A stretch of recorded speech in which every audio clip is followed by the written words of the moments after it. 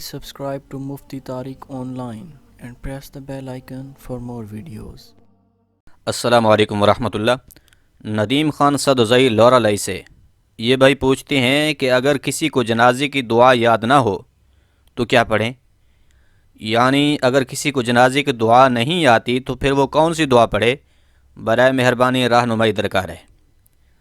دیکھیں بھائی، اگر کسی کو جنازے کی دعا نہ آتی ہو تو وہ یہ پڑھ لے: اللہم اغفر لہو، اللہم اغفر لہو، اللہم اغفر لہو، کہ اے اللہ اس میت کی مغفرت فرما دے، اے اللہ اس میت کو بخش دے۔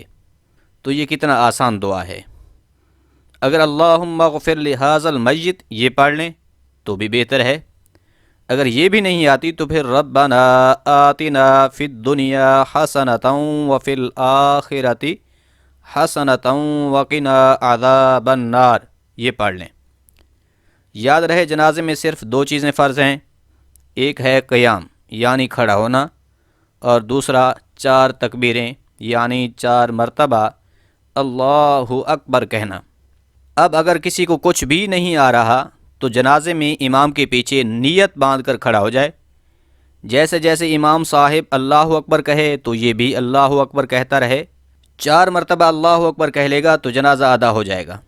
باقی دعائیں تو بہرحال یاد کرنی چاہیے۔ بہت ساری دعائیں احادیث مبارکہ میں ملتی ہیں۔ پہلی تکبیر کے بعد آپ نے ثنا پڑھنی ہے: سبحانک اللہم وبحمدک وتبارک اسمک وتعالی جدک ولا الہ غیرک۔ اب اس میں بعض لوگ وجل ثناؤک کے الفاظ کا اضافہ کر دیتے ہیں تو یہ صحیح احادیث سے ثابت نہیں ہے۔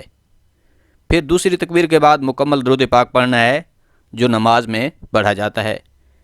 تیسری تکبیر کے بعد اب جنازے کی دعا پڑھنی ہے۔ اگر دعا نہیں آتی تو یہ پڑھ لیں: اللہم اغفر لی ولہو، یا اللہم اغفر لہو، یا پھر اللہم اغفر لہذا المیت۔